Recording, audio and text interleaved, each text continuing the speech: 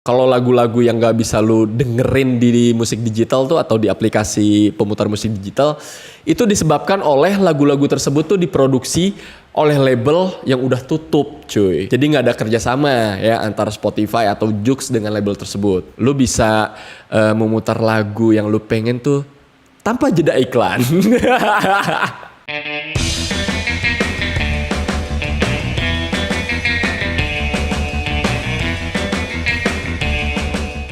Halo teman-teman semua, apa kabar? Balik lagi bareng gue Ageng di JM Scope. Pada episode kali ini gue akan membahas tentang bagaimana kita mendengarkan musik. Jadi untuk mendengarkan musik itu sebetulnya ada dua cara. Yang pertama itu mendengarkan musik lewat rilisan fisik, dan yang kedua adalah mendengarkan musik lewat rilisan digital. Jadi menurut gue ya, sebetulnya kayaknya nggak ada manusia yang nggak pernah mendengarkan musik. Mulai dari usia dini sampai orang tua, terus generasi lama, generasi baru, pasti mereka pernah mendengarkan yang namanya musik. Tapi kayaknya kalau generasi milenial tuh zaman sekarang dengerin musiknya tuh lewat aplikasi ataupun sosial media. Setuju nggak? Nah, mungkin anak muda zaman sekarang tuh udah jarang banget yang namanya ngeliat atau bahkan kenal sama karya-karya musisi yang dirilis secara fisik. Kayak contohnya mungkin album CD, kaset, ataupun piringan hitam. Kok bisa begitu? Alasannya adalah dikarenakan ya perkembangan zaman dan teknologi yang tujuannya adalah sebetulnya untuk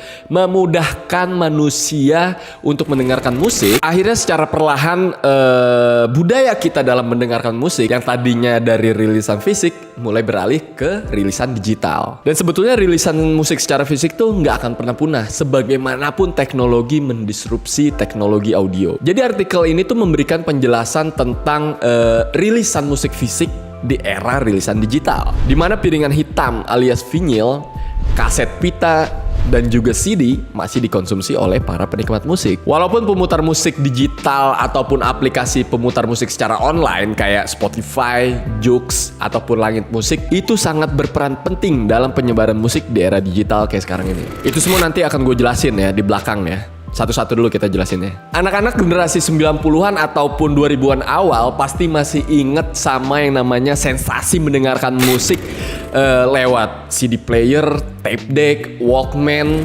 ataupun pemutar-pemutar musik portable lainnya. Karena di era itu tuh musik kebanyakan dialunkan melalui kaset pita ataupun CD. Nah, jadi zamannya era 2000-an awal ke bawah tuh orang-orang kalau mau menikmatin musik atau mendengarkan musik itu lu harus beli kasetnya, lu harus beli compact disknya, atau paling nggak kalau lu nggak mampu beli, lu mesti minjem ke teman-teman atau ke keluarga yang punya. Jadi akses untuk mendengarkan ataupun mendapatkan musik yang terbaru tuh lumayan cukup sulit sebetulnya cuy ya, karena mediumnya terbatas. Belum lagi nih ya kalau lu udah beli kaset atau beli CD dari musisi tertentu, terus barang-barang itu rusak, nggak ada file cadangan cuy, nggak bisa dikopi pula. Nah, di sini gue akan menjelaskan sedikit tentang sejarah apa saja ya yang dibutuhkan untuk memutar musik lewat rilisan fisik. Yang pertama itu ya, zaman dulu ada yang namanya gramofon atau turntable. Nah, jadi alat ini itu digunakan untuk memutar musik yang berada di piringan hitam ya atau vinyl. Pasca keberhasilan fonograf, orang-orang yang hidup pada zaman itu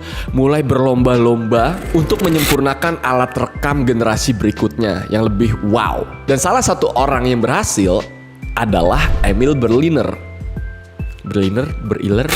Pada tahun 1887, ia berhasil mengubah teknologi tersebut menjadi bentuk piringan hitam sebagai alat media rekam. Nah, alat pemutar piringan hitam ini namanya gramofon. Kemudian agar dapat mendengarkan musik melalui gramofon, langkah awal yang harus dilakukan adalah memasang piringan hitam tersebut, kemudian memutarnya. Dan putaran tersebut membuat piringan tergores pada arus. Maka, dengan begitu, alat akan menghasilkan gelombang diafragma yang kemudian akan memunculkan sebuah suara. Kemudian yang kedua, alat pemutar musik rilisan fisik itu ada tape deck. Ya kalau orang kita mah bilangnya tip ya. Pita kaset atau tape adalah media penyimpan data yang umumnya berupa lagu. Nah, sebetulnya kaset ini berasal dari bahasa Prancis. Gua nggak tahu ini cara pronunciation-nya gimana ya. Tulisannya sih CASSETE ya, gue sih bacanya kaset gitu ya, yang berarti kotak kecil. Nah, kaset ini pertama kali diperkenalkan pada tahun 1963 oleh seseorang yang bernama Philips. Karena dianggap lebih efisien, kaset pun secara perlahan mulai menggerus keeksistensian piringan hitam atau vinyl. Nah, di awal-awal penemuannya tuh sebetulnya kaset punya apa ya? Artinya dia anggapnya kurang bagus cuy sebagai media penyimpan lagu. Hingga pada tahun 1971 ada sebuah korporasi yang bernama The Advance Corporation akhirnya memperkenalkan model terbarunya yang lebih canggih. Ya ini model 201 ya, keren banget coy, 2.1 atau 201. Kemudian produk dari The Advance Corporation ini ternyata emang jauh lebih canggih daripada kaset yang dirilis sama si Philips tuh yang di tahun 1963. Dimana pada akhirnya produk The Advance Corporation ini pun lumayan cukup diandalkan di industri musik. Kita masuk ke yang 3, alat pemutar musik rilisan fisik berikutnya itu adalah Walkman. Nah ini masih di era kaset pita ya cuy. Kayaknya bukan teknologi namanya kalau tidak memudahkan. Jadi mungkin sepertinya pada zaman itu orang mulai berpikir ya, kayak anjrit gue harus mendengarkan musik kayaknya di mana aja dan kapan saja deh. Dan kemudian di tahun 1979 sebuah teknologi pemutar musik ya yang bernama Walkman rilis di Jepang. Nah, sebetulnya Walkman ini tuh dibuat pada tahun 1978 oleh seorang engineer audio yang bernama Nobuto Shikihara ya. Nah, si Nobuto Shikihara nih bikin Walkman untuk mantan ketua Sony pada waktu itu. Si mantan ketua Sony ini namanya Akio Morita. Ya, waktu itu dia ngeluh cuy. Aduh, gue pengen banget dengerin musik ketika gue berada di dalam pesawat. Akhirnya dia curhat ke si Nobutoshi. Dan kemudian lahirlah Walkman. Sesimpel itu cuy. Cara kerjanya gimana? Sama aja kayak pemutar tape yang sebelumnya gue udah jelasin tuh ya. Cara kerjanya tuh lu masukin kaset ke dalam Walkman, tapi di sini lu mesti punya headphone cuy, atau headset. Nah, bentuk yang ringkes terus juga headphone itu dinilai kayaknya keren nih dan lebih personal gitu ya. Akhirnya teknologi ini banyak banget peminatnya men. Udah gitu kan bisa dibawa kemana-mana ya nggak? Lu cukup beli baterai ya kan, siapin baterai cadangan, kalau baterainya habis tinggal ganti. Well done. Kemudian alat pemutar musik rilisan fisik berikutnya itu adalah CD player. CD atau compact disc adalah sebuah piringan bundar yang terbuat dari logam atau plastik berlapis bahan yang dapat dialiri listrik, sehingga akhirnya bersifat magnet. Nah, keunggulan compact disc ini adalah dia ini dapat menyimpan sebuah data ya, atau kalau kita ngomonginnya lagu, itu lebih dari satu lagu cuy, bahkan ribuan lagu. Nah, lu pengen tahu nggak bagaimana seorang musisi memandang rilisan fisik? Pada episode kali ini, gue secara khusus sudah mewawancarai seorang musisi yang bernama Crowbar. Jadi doi ini belum lama ngeluarin album dalam bentuk rilisan fisik kaset. Dan selain itu dia juga bekerja di Grimlock ya, toko musik yang masih mempertahankan atau konsisten ya menjual rilisan fisik musik. Ini dia videonya. Oke, kalau buat saya sih rilisan fisik itu sangat penting ya kalau buat saya pribadi, karena dulu waktu saya dengerin musik gitu juga yang saya dengerin itu rilisan fisik gitu. Dari zaman kaset, terus CD, ya kaset sama CD sih kebanyakan. Pertama kaset, terutama kaset. Jadi buat orang zaman dulu gitu ya, buat orang zaman dulu punya kaset apa gitu, Hyperseal atau apa itu teh kayak sangat-sangat membanggakan. Soalnya ya kita dengernya cuman dari situ, nggak ada lagi. Dan kalau dulu tuh kan ada kayak perasaan apa ya, bukan perasaan sih, kayak kalau kita dengar sealbum gitu ya, itu misalnya kita satu lagu pertama apa, lagu itu habis kita tahu gitu mau masuk lagu kedua tuh apa gitu, sampai urutan itu teh kita hafal gitu, karena emang dengerinnya harus sesuai urutan kalau zaman dulu. Dan itu teh kayak sebuah perasaan klasik yang kalau buat saya sampai kapanpun gitu orang harus tetap ngerasain gitu aja sih. Oke, sekarang kita masuk ke musik digital ya cuy.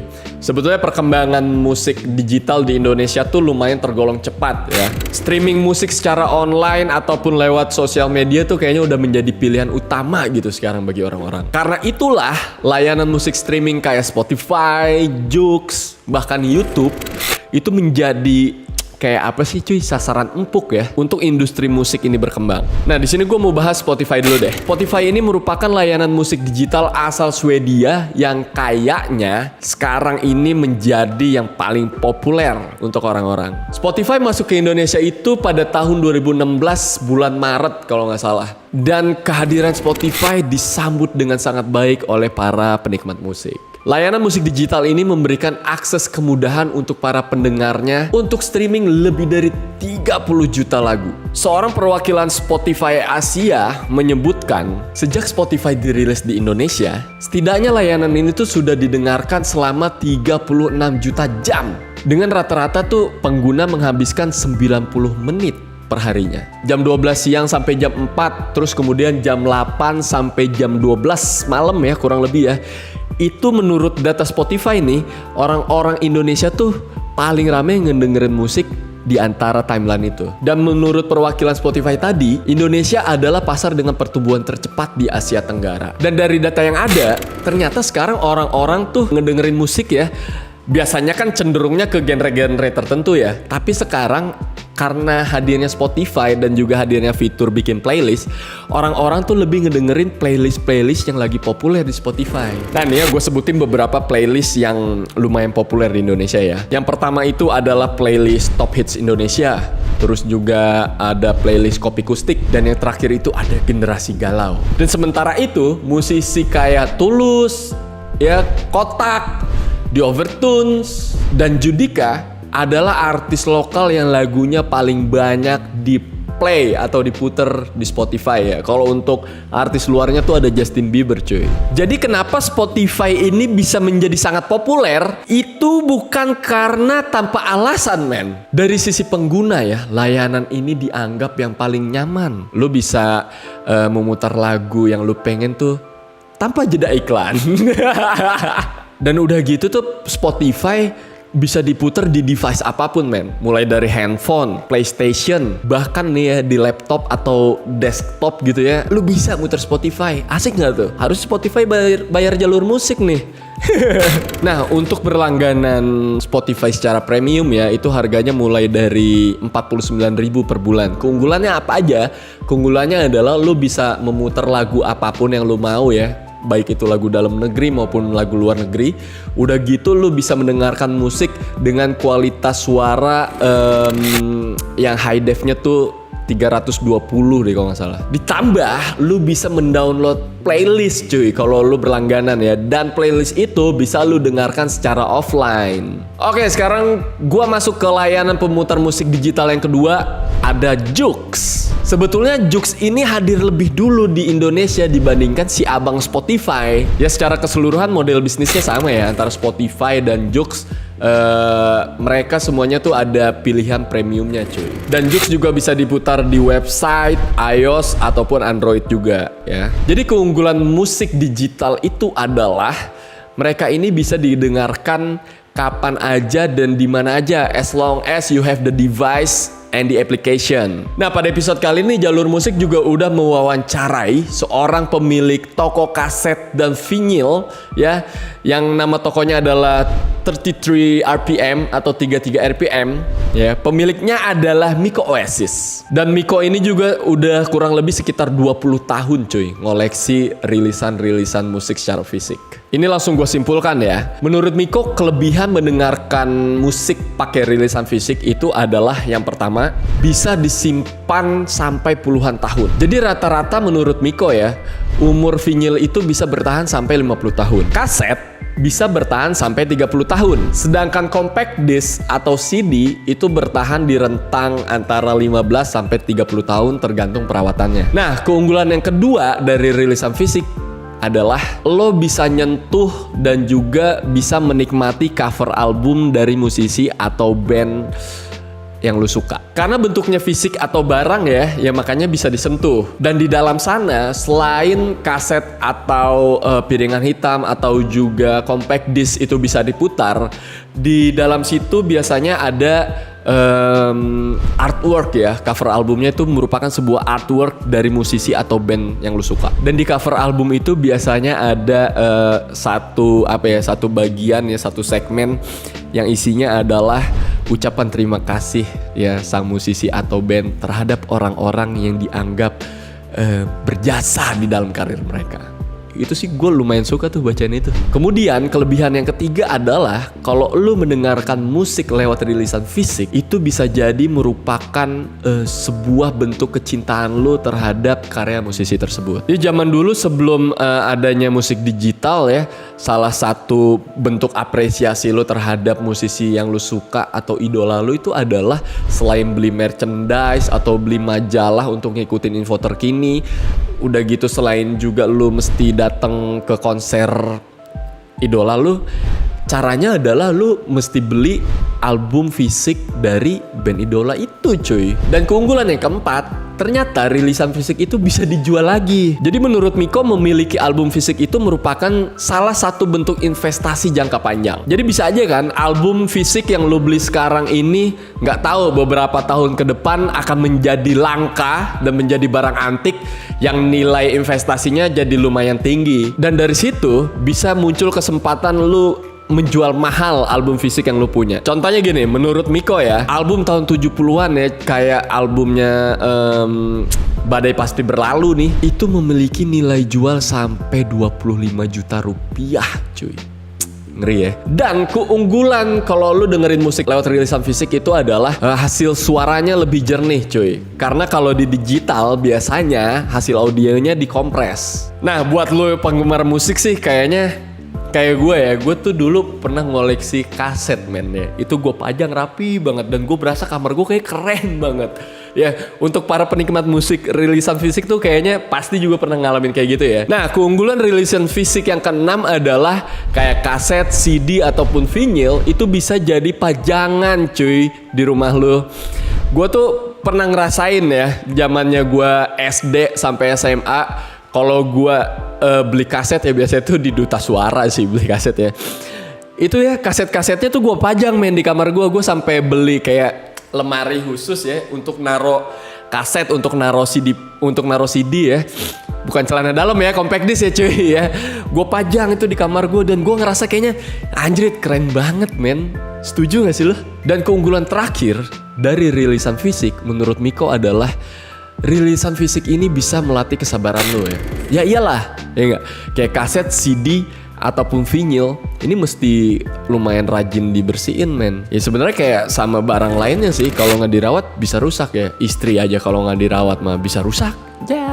Tapi rilisan fisik itu punya kekurangan. Satu, kalau kaset, vinyl ataupun compact disc ini nggak lu rawat, ini bisa rusak. Kemudian yang kedua adalah biasanya kalau kita pengen punya yang namanya rilisan fisik, kita udah harus siap keluar uang cuy ya. Mulai dari kalau vinyl tuh harganya mulai dari 300 ribuan. Kaset pita itu mulai harganya dari 50 ribu. Dan juga compact disc mulai dari 100 ribu. Kemudian kekurangan yang ketiga adalah lu juga harus beli yang namanya alat pemutar musik yang udah gue jelaskan di awal tuh. Kayak mungkin CD player ataupun Walkman atau tape.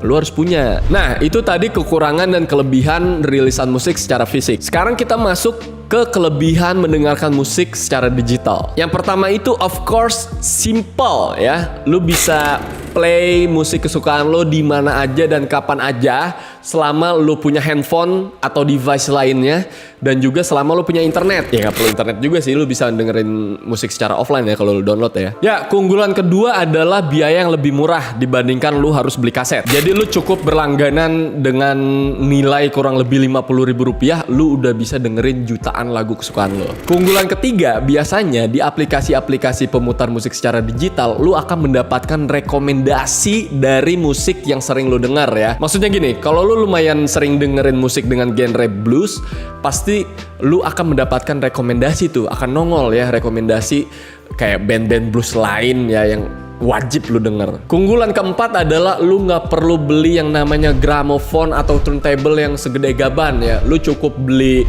handphone, kalau zaman sekarang beli handphone atau beli MP4 player yang ringkes cuy. Paling segede gini lah kalau MP4 player sekarang ya, kayak apa namanya? iPod ya. iPod tuh kecil tapi mantap men, harganya juga mantap. Lu udah bisa dengerin musik secara offline yang jumlah lagunya tuh ribuan bahkan jutaan. Dan keunggulan terakhir adalah lu bisa dengan mudah dengerin musik-musik terkini cuy ya. Update musiknya tuh gampang banget dan juga murah ya. Lu cukup tinggal ketik keyword nama artis atau nama band yang punya lagu baru, dang, nongol. Tapi ada kelebihan, pasti ada kekurangan. Kekurangan mendengarkan musik secara digital adalah ambience ketika lo mendengarkan musik secara digital itu nggak akan pernah sama dibandingkan ketika lo mendengarkan musik rilisan fisik. Kemudian kekurangan yang kedua adalah kalau kuping lu bener-bener jeli nih ya, suaranya tuh kualitas audionya udah jelas beda ya. Udah pasti beda ya, karena kalau musik digital tuh biasanya itu dikompres sekecil mungkin, seringan mungkin, sekompak mungkin, yang itu akan mempengaruhi kualitas audio ya. Beda sama rilisan fisik. Rilisan fisik emang punya punya batasan tapi kualitas audionya top. Kemudian kekurangan yang terakhir adalah tidak semua lagu lu bisa denger ya di musik digital. Kenapa?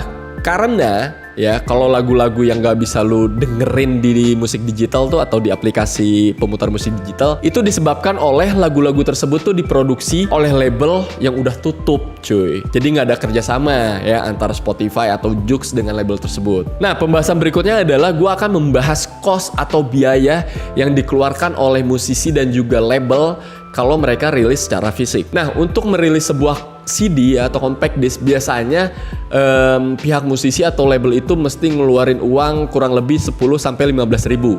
Di dalamnya tuh udah termasuk artwork, terus juga cover ya, album ya. Bukan album sorry, cover yang bentuknya plastik tuh, kotak plastik, dan juga udah termasuk kertas album untuk artworknya. Kemudian rata-rata pihak musisi atau label itu menjualnya dengan harga 35.000 sampai 100.000 ya.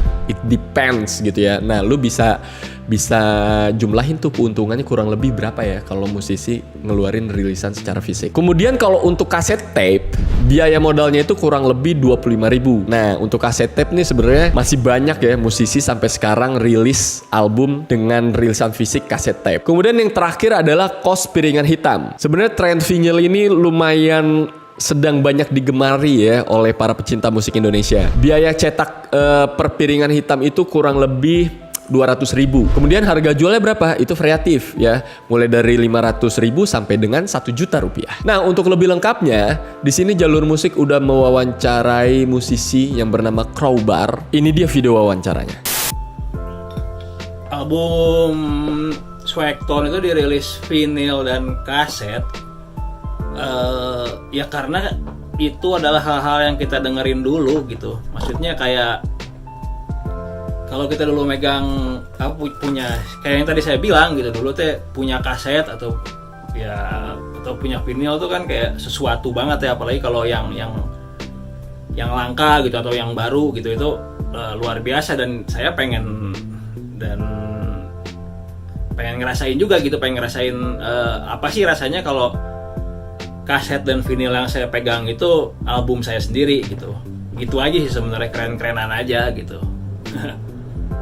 Kemudian kita lanjut ke cost atau biaya yang dikeluarkan oleh musisi kalau mereka ingin merilis musik mereka secara digital. Sebenarnya ini tergolong mudah ya, karena si musisi cukup upload ya, kemudian kerjasama dengan pihak agregator untuk memasukkan lagunya. Di Indonesia itu varian harganya lumayan macam-macam cuy ya. Kayak misalkan pihak agregator dia minta Rp65.000 per lagu. Untuk net release itu Rp75.000 per lagu, dan untuk distro wave itu Rp50.000 per lagu. Nah misalnya kalau album berapa tuh, lu tinggal kaliin aja ya. Di album biasanya ada 10 lagu, ya udah dikaliin. Misalkan 65.000 kali 10 berarti 650.000 tuh untuk satu album. Kemudian keuntungan musisi kalau mereka cetak rilisan fisik. Label kayak Musika Studio atau Sony biasanya itu mereka ngambil keuntungan 30% cuy dari penjualan CD atau kaset. Misalnya ya, keuntungan dari satu CD itu adalah 30.000 ya.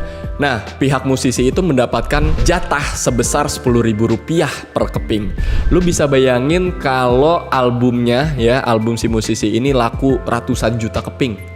Kalian sendiri ya. Sedangkan keuntungan musisi kalau rilis musik secara digital, ini Spotify misalnya ya, mereka ini memberikan royalti kepada musisi kalau musik mereka dimainkan itu sebesar 0,006 US dollar untuk sekali streaming. Artinya kalau lagu tersebut contohnya kayak Pamungkas ya, kemarin tuh dia sempat update lagu dia itu diputar lebih dari 100 juta kali men di Spotify. Lu bisa kaliin deh. Ya kita anggap aja 100 juta. 100 juta kali 0,006 US dollar ya, bukan rupiah. Ya lumayan lah ya, bisa buat beli gitar baru, mobil baru, rumah baru, who knows. Nah, ngomongin soal keuntungan, kira-kira lebih untung mana nih antara rilisan fisik atau digital ya? Lagi-lagi Crowbar akan menjawab. Ini dia jawabannya. Ya kalau buat saya itu bagus sih, maksudnya itu juga kayak membantu musisinya ya, apalagi kalau musisi yang indie gitu, mereka ya kayaknya jual CD atau vinyl ataupun merchandise, pokoknya sesuatu yang fisik itu membantu support mereka jelas gitu. Jadi mungkin tren ini ada bagusnya sih, cuman ya itu tadi, kalau cuman sekedar tren doang juga nggak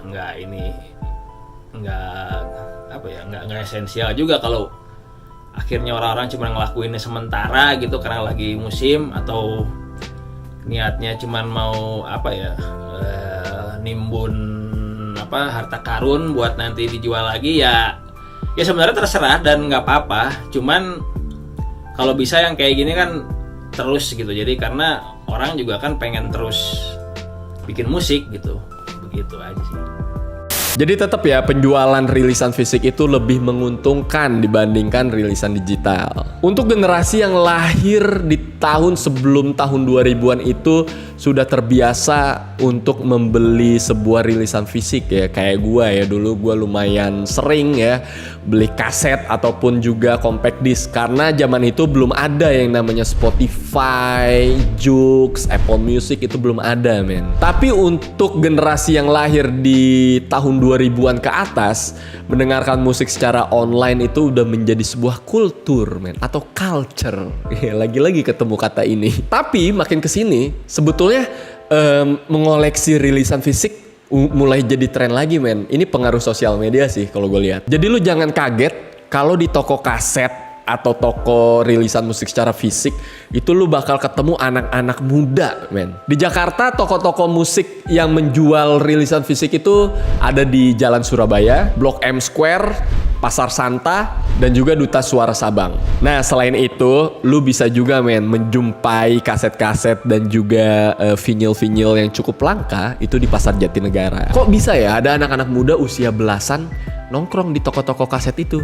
Ya sebetulnya kalau kata Miko ya, informasi itu mereka dapatkan dari orang tua mereka ataupun dari teman-teman mereka yang lebih dahulu mengoleksi rilisan fisik. Oke, itu dia pembahasan gue di episode kali ini. Jadi sebetulnya konten ini tujuannya tuh bukan untuk membandingkan mana yang lebih baik antara rilisan fisik maupun digital, tapi lebih menjelaskan tentang sebetulnya mendengarkan musik tuh caranya macem-macem men. Ya, ada yang emang lu cinta sama rilisan fisik karena cover albumnya, ya itu bisa jadi pajangan di kamar atau di sudut-sudut ruangan rumah lu. Ada juga yang lebih suka ngedengerin musik secara digital karena kemudahannya. Ya sebetulnya itu masing-masing selera sih ya, bukan untuk dibandingkan ya. Pada intinya tetaplah dengerin musik ya. Kalau bisa lu jangan dengerin musik secara gratis ya. Kalau Spotify lu langganan Spotify ya. Kalau emang musisi atau band idola lu ngeluarin rilisan fisik, lu beli cuy ya. Itu buat mereka makan ya. Janganlah lu beli-beli bajakan atau juga ngebajak-bajak Spotify ya. Dilarang men ya. Oke, sampai jumpa di episode berikutnya. Sehat-sehat semua. Ciao.